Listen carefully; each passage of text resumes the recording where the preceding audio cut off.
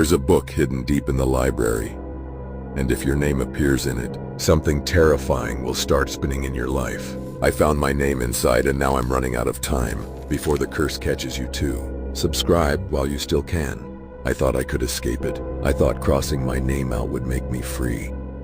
But I was wrong, because something else took my place. I left the Athenaeum that night feeling different. The air smelled the same. The city lights flickered as they always did, but something was wrong. My reflection didn't move strangely anymore. It blinked at the right time, smiled when I did, but there was something missing in my own eyes. A weight, a presence, like I was looking at a version of myself that had forgotten something important. I tried to tell myself I had won, that I had beaten the archivist's curse, but deep down, I knew that wasn't true. The first sign came the next morning. My phone buzzed with a notification from a number I didn't recognize. Unknown. How does it feel? Being hollow? I didn't respond, but when I locked my screen, my own reflection smirked at me. Over the next few days, people started acting strange around me. The barista at the coffee shop hesitated when I gave my order, like she was struggling to remember who I was. My coworkers greeted me with forced smiles, their eyes flicking past me like they couldn't quite focus on me. Then I got the call from my mom. "Hey, sweetheart, just checking in. It's been a while." I frowned. "We just talked 2 days ago." A long silence, then a nervous laugh. "Honey, we haven't spoken in weeks." I checked my call log. The past calls were gone. It wasn't just my mom, my friends, my landlord, even the lady who ran the corner store.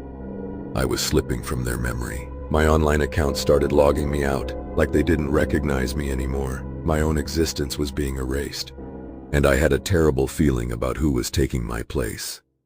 It was nearly a week later when I saw it.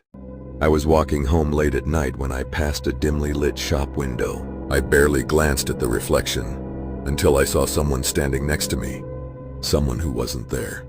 It wasn't just another pedestrian, it was me. Same height, same face, same clothes, but the expression was wrong, mocking, knowing.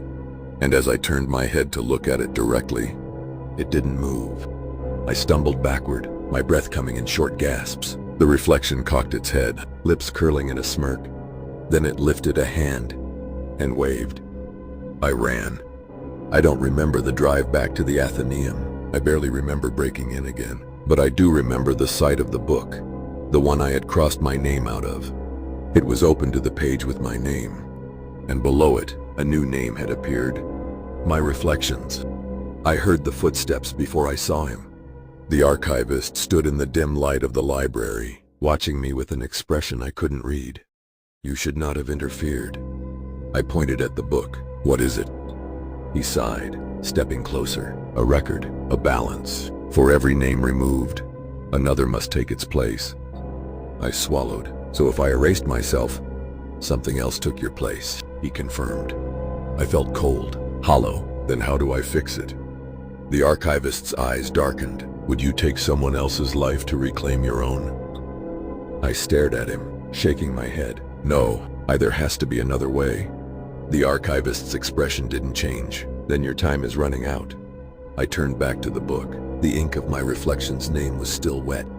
If I crossed it out, would it disappear? Would I disappear? Or would it become something worse? And if I wrote another name, someone else's name, who would suffer instead? I was out of time. Behind me, I heard a slow, deliberate knock. My reflection had stepped out of the mirror. "It's here. And this time it's real." If you had to choose, erase yourself or replace someone else, what would you do? Tell me in the comments. I thought I had time. I thought I had a choice. But the thing standing behind me proves I was wrong. The archivist's words still echoed in my mind as I stood frozen, my breath coming in short gasps. "You are not the first, nor will you be the last." The reflection in the mirror did not move in sync with me anymore. It stood there, slightly delayed, tilting its head like a curious predator. I took a slow step backward, but the reflection did not mimic me. Instead, it smiled, a cold, knowing expression that sent ice down my spine. "Who are you?" I whispered, my throat dry. It responded in my own voice, but distorted, layered, like multiple versions of myself speaking at once. You already know. A sudden pounding at the door made me jump. I spun around, heart hammering, but when I looked back at the mirror, the reflection was gone. A voice, distant and muffled, came from behind the door. "It's me. Let me in." But I was alone in my apartment. My hands trembled as I reached for the doorknob, hesitation gripping me. The peephole revealed nothing but darkness, an inky void where my hallway should have been. Then, a whisper in my ear, though I was alone, "You shouldn't have looked." The lights flickered, and when they came back on, the furniture was different. My couch was moved, my books rearranged, but I had been standing still. Something had changed my reality in the blink of an eye. I stumbled back, my breath ragged. The archivist's warning returned to me. Once they notice you, they do not forget. The knock at the door came again, harder, louder. "I know you're in there."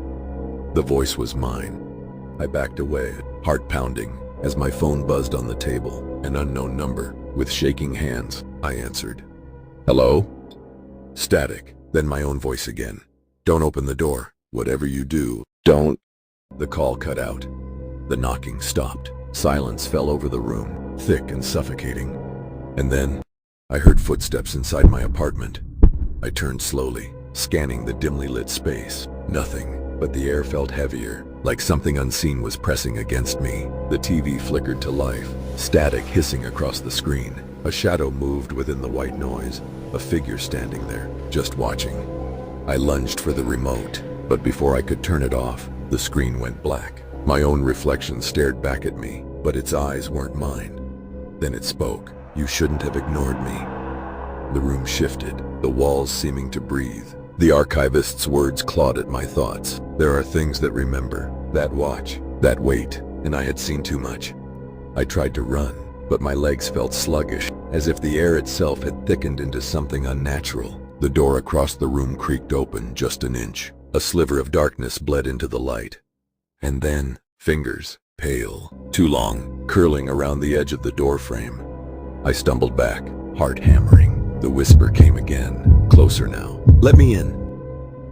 It knows everything about me, and now it's watching you too. If your reflection started acting on its own, would you confront it, or would you run? Tell me in the comments.